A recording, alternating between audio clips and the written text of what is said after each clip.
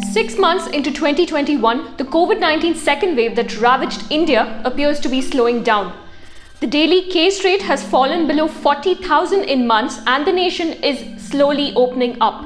As commercial activities resume, the demand for vaccination is also going up. But so far, Serum Institute of India and Bharat Biotech have met only 70% of their promised targets. In this episode of Coping with Coronavirus, let's look at different vaccines that are being developed in India, which may become instrumental in plugging the vaccine gap.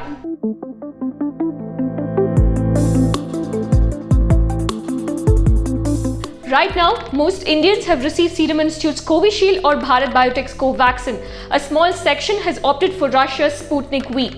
With roughly 5% of the population fully vaccinated, India has a long way to go before it can beat this virus. As we told you earlier, Covaxin and Covishield are struggling to meet India's demand. And foreign vaccines like Pfizer and Moderna are stuck in legal and bureaucratic bottlenecks. No one knows when they'll get here. But the good news is there are multiple vaccine candidates being developed in India. But when can we get them? Let's take a look at some of the key candidates. Zydus Cadilla's 3-dose vaccine, ZyCoV-D, is in the final stages of getting the DCGI approval. Once it does, the company has said it will ramp up monthly production by 3 times. ZyCoV-D is a DNA plasmid vaccine which uses a portion of the genetic code in the virus to stimulate an immune response. In an affidavit filed in the Supreme Court, the Union government has said that ZyCoV-D will be available for adolescents in the 12 to 18 age group very soon. It has shown 66.6% efficacy in adults. Corbevax is a vaccine candidate developed by Hyderabad-based Biological E in collaboration with Baylor College of Medicine and Dynavax. The vaccine is a recombinant protein subunit vaccine. That is, the spike protein of the coronavirus is used in producing this vaccine.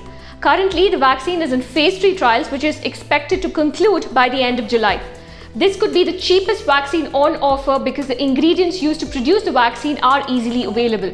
India's first mRNA vaccine is being produced by Pune-based Genova Pharmaceuticals in collaboration with researchers from HDT Biotech Corporation, USA. The company is expected to submit the data from phase 1 clinical trials by end of July. The vaccine is stable at a temperature of 2 to 8 degrees Celsius, which would make the logistics of storage and supply easier in a country like India. The manufacturer of Covaxin, Bharat Biotech, is developing an intranasal vaccine candidate. As of June, phase 1 of clinical trials have been completed and the data has been submitted to the CDSCO.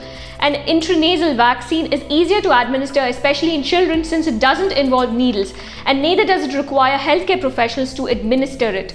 Similar to Bharat Biotech, Serum Institute of India is also working on an intranasal vaccine in collaboration with US-based pharma company Codagenix. Phase 1 clinical trials have already begun in the United Kingdom. As of May 31st, Hyderabad-based Aurobindo Pharma's vaccine candidate UB612 has applied for DCGI permission to conduct phase 2 and 3 trials. UB612 is a virus-like particle platform vaccine. That is, it is non-infectious because it does not contain any viral genetic material. Apart from these, Russia's Sputnik V will be locally manufactured at the Serum Institute of India. The Russian Direct Investment Fund has authorized Gland Pharma, Hetero Biopharma, Panacea Biotech, Stellis Biopharma, Virtuo Biotech and Mopan for the production of Sputnik V in India. Meanwhile, many of these companies are also working on booster shots for those who are fully vaccinated. However, experts say it might be premature.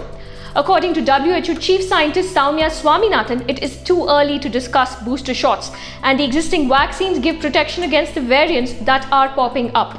An ongoing study at Jayadeva Institute of Cardiovascular Sciences and Research in Bengaluru suggests that as many as 15 to 20% of fully vaccinated people would definitely require a booster shot. This comes at a time when India is struggling to get its population vaccinated with both doses. That's all from us today. We will be back next week with a new Coping with Coronavirus story. Stay safe and get vaccinated.